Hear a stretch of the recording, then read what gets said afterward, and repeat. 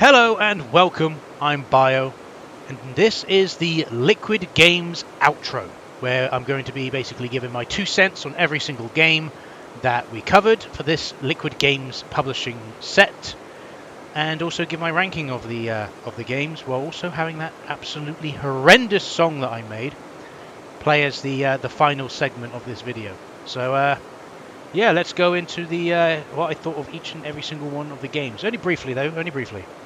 First up is Family Board Games. I haven't really got much to say about this. It is basically 6 board games that you can play at home. Very basic, very simple. It works. The graphics aren't fantastic for 2005, but it's again a budget title, and that's all I have to really say about it. It's just 6 board games, and yeah, they work. Next up, we have 10-Pin Champions Alley. Horrendous attempt at a bowling video game, if I'm honest with you. And it tends to have the same kind of gameplay that a lot of these home console bowling games had between like the late 90s and early 2000s. Completely and utterly unnecessary game, doesn't need to exist. It's not fun to play.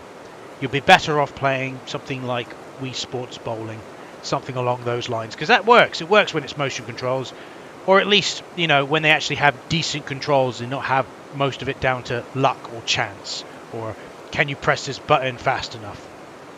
Next up, we have ATV Quad Power Racing for the Game Boy Advance. Haven't really also got much to say on this one. It's a fine racing game, fine little racing game. It works. The controls are fine. You know, they're doing the little tricks with the left and right buttons with the D-pad. Absolutely fine. It works. And that's all I really have to say. It's just a kind of bland, and that's it really.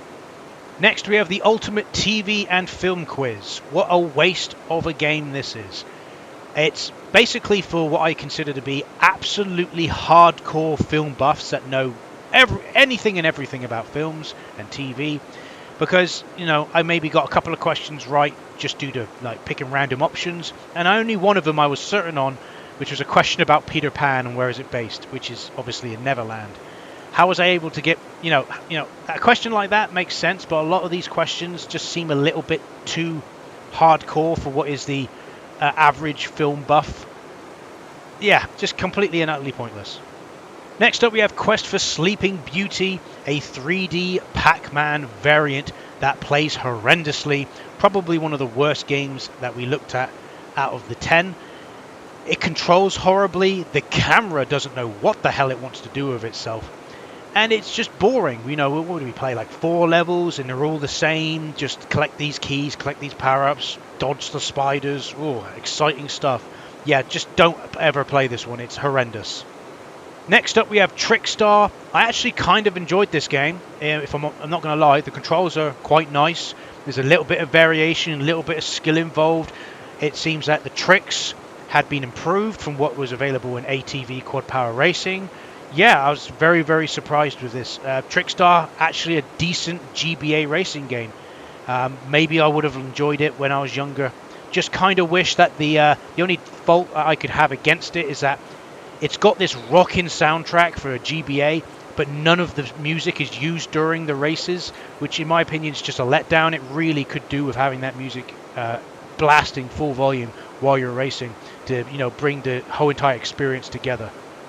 Next we have Fruit Machine Mania, slot machine simulator, 6 machines, absolutely horrendous. Do not play this. What else is there to say? It is a slot machine simulator video game. We've seen these before. They're absolutely horrendous, and no, they shouldn't exist. Next we have Powershot Pinball. No clue who the developer is for this game, by the way. Which is just a basic, bland pinball game. I've done a video solely looking at pinball games released on the PlayStation, and I happened to miss this one. Don't know why, probably because it's just kind of an unknown factor pinball game that not many people really even reference. And I'm not surprised as to why they don't reference it, because it's just bland. It's just sad. It's a sad attempt at a pinball video game. I've seen better pinball games on the PlayStation 1. So yeah, very, very sad attempt at a pinball game. Yeah, it plays like pinball, but look at this first board. Ugh, boring. Next we have Tringo, a nice little puzzle game on the Game Boy Advance. Very, very nice. I haven't really got much to say about this one. It's just a puzzle game where you kind of like join pieces together to try and create the biggest squares, rectangles, whatever, to get points. And yeah, it works. It's a really nice little sweet puzzle game that I probably would enjoy playing if I played as a kid, maybe on a long car journey or something, just to keep you distracted for maybe at least an hour or so. But yeah, nice little puzzle game, if I'm honest. Very nice. And then finally we have the Game Boy Advance version of GT Racers. Didn't really like this one simply because of the extremely slidey controls. They were just so slidey, and it's not like the kind of sliding controls you had with Micro Machines back when you maybe when you were younger, like I was when I was a kid. I had Micro Machines V3 on the PlayStation 1. The tracks were big enough, or wide enough in this case, to facilitate the kind of sliding controls, where here the tracks are very restrictive, they're very small. You've got all these buildings and 3D objects you end up colliding and just sliding into all the time because of the turning, which ends up making a very bad experience, at least in my opinion. At least we've got this amazing little bit at the end, you know. Just absolutely fantastic little bit at the end there of bad English. So there you have it. There's my rankings for all the games of this set that we did of Liquid Games. At number 1 is Trickstar. I really like Trickstar. Then Tringo. Then at number 3 we have Family Board Games. At number 4, ATV Quad Power Racing. At number 5, 10-pin Champions Alley. Number 6, the Ultimate TV and Film Quiz. Number 7, Powershot Pinball. Number 8, GT Racers. Number 9, Fruit Machine Mania. And number 10, Quest for Sleeping Beauty. I think Quest for Sleeping Beauty being at the bottom is warranted. Yes, Powershot Pinball is boring, but it works. Yes, GT Racers has got issues, but it's still, if you could probably learn how to play it eventually if you just got around its slidey, all over the place turning. And Fruit Machine Mania, it's exactly the same argument. It works. It works for what it is. Yes, I do agree it shouldn't exist because of the type of game it is. But Quest for Sleeping Beauty tries to be something and fails miserably in it. Every aspect of Quest for Sleeping Beauty is horrendous, and thus that's the reason why it deserves to be at the very bottom. So there you go. There's my rankings. So there we go. There's Liquid Games, the Liquid Games set. It was definitely an interesting experience, but I walked into this with low expectations, and lo and behold, most of the time Liquid Games met those low expectations, with 2 exceptions.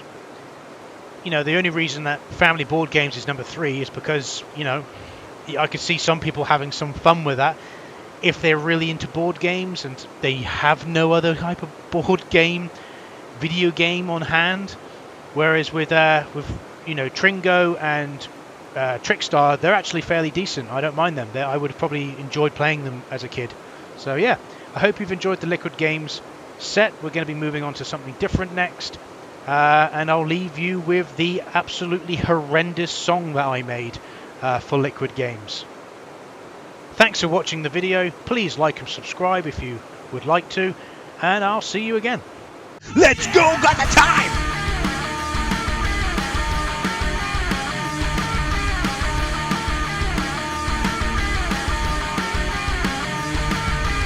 Back again, we've come back again. Once again, we've got a terrible publisher and we've gotta play some games. Liquid Games is the one of this time and we don't know what to do. Liquid Games is heart cancer just like Phoenix Games 2. It's Liquid Games! It's Liquid Games! We're gonna have to play us 10 games from this shitty publisher. Do I wanna play them? No, I don't. What would make you think that I'd want to play such dog shit?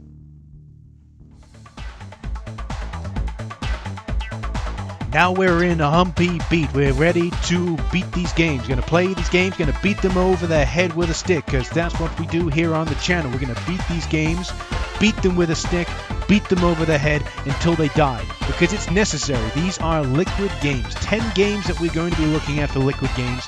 Unfortunately, we're all gonna have to suffer together. Deal with it. It's just how it is. Here I am sitting down in the casino.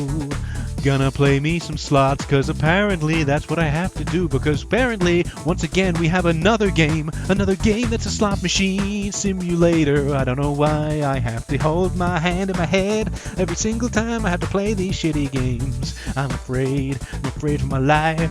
Every single time I play these games, I lose brain cells. Now we're going fast. We gotta go fast, because guess what? We gotta play some games. They're really shitty games. But guess what? We got some portable games. Well, there's some racing game and some more racing games. And if you would even believe it, that GT Racers had a GBA port. Yes, we are all destined to die in the most horrible fashion possible, purely because this is actually a thing that exists. GT Racers, one of the most terrible racing games that Phoenix Games had the pleasure of shitting out, has a portable version published by Liquid Games. How? I want to curl up and die. This is what I want to do. Now we're in a Dynasty Warriors game. You see this? You hear this? It's like, yeah, Dynasty Warriors. Yeah. You know what? We're now in a Dynasty Warriors game. Because why not? At the end of the day, GT Racers, the OST, which is what you're hearing right now, they just do what they want. Now we've literally just unlocked a new weapon, new playable character in Dynasty Warriors. I don't know. What do you expect?